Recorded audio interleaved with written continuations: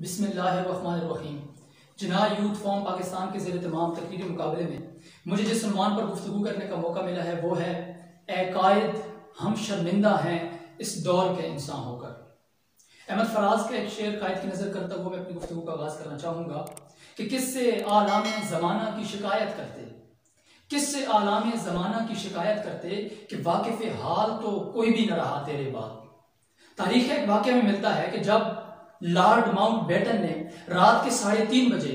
پنڈت جواہر لال نہرو کو فون کیا تو پتہ چلا کہ وہ سو رہے ہیں،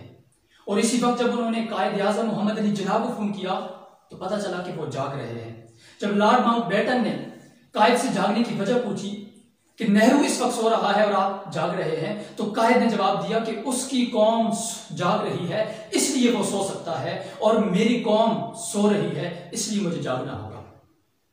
صدر مجلس، قیام پاکستان کے بعد قوم کو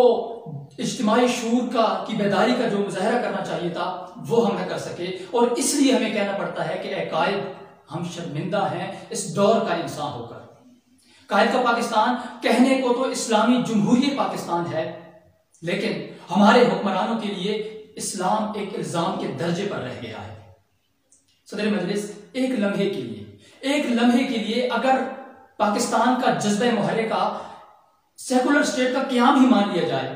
جس کا مفہوم آزادی فکر اور رواداری بیان کیا جاتا ہے، تو یہاں پر یہ سوال اٹھتا ہے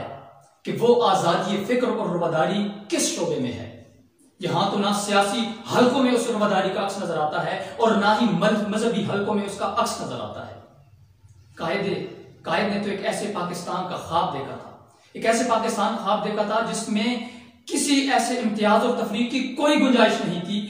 جس میں حاکم کا بیٹا ہی حاکم رہے گا اور ہاری کا بیٹا ہاری رہے گا۔ صدر مجلس، کسی سیاسی دانشور یا مفکر سے نہیں، ایک عام آدمی سے پوچھے کہ قائد کیسا پاکستان چاہتے تھے تو وہ بلا توقف یہ جواب دے گا کہ علامہ اقبال رحمۃ اللہ علیہ نے ایک ایسے پاکستان کا خواب دیکھا تھا، قائد اعظم محمد علی جناح نے ایک ایسے پاکستان کے لیے تحریک برپا کی تھی، اور اسلامیان ہند نے ایک ایسے پاکستان کے لیے اپنا سب کچھ لٹا دیا تھا جس پاکستان میں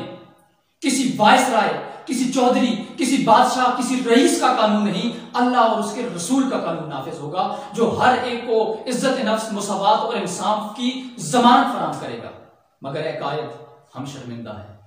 شرمندہ ہیں کہ آپ کے پاکستان کی صورتحال یہ ہے کہ یوں تیری میری جان ہے یہ، پر کیسا پاکستان ہے یہ؟ یوں تیری میری جان ہے یہ، پر کیسا پاکستان ہے یہ؟ ہے جذبوں کی تحقیر یہاں، دھندلی ہے ہر تصویر یہاں، جمہور ہے بے توقیر یہاں، ہر خواب ہے بے تعبیر یہاں، جو مٹھی بھر ہیں ہیرے ہیں ہم لوگ نظام کی نظروں میں، گلیوں میں رینگتے کیڑے ہیں، ایک طبقہ جس کے کتے بھی یہاں ناز سے پلتے رہتے ہیں، ایک طبقہ جس کے بچے بھی یہاں بھوک میں جلتے رہتے ہیں، ایک طبقہ محل میناروں میں، ایک طوفانوں کے دھاروں میں، ایک طبقہ ہے جاگیروں میں، ایک جکڑا ہے زنجیروں میں، یوں تیر جگر کے پار لگے ہر زخم لہو کی دار لگے۔ جب اس منظرنامے پر نظر پڑتی ہے تو روح کے دریچے سے یہ آواز آتی ہے کہ اے قائد ہم شرمندہ ہیں، ہم شرمندہ ہیں کہ ہم اس پاکستان کی تعمیر اور تعبیر کی طرف اور تکمیل کی طرف سفر نہ کر سکے جس کا خواب آپ نے اسلامیان ہند کو دکھایا تھا۔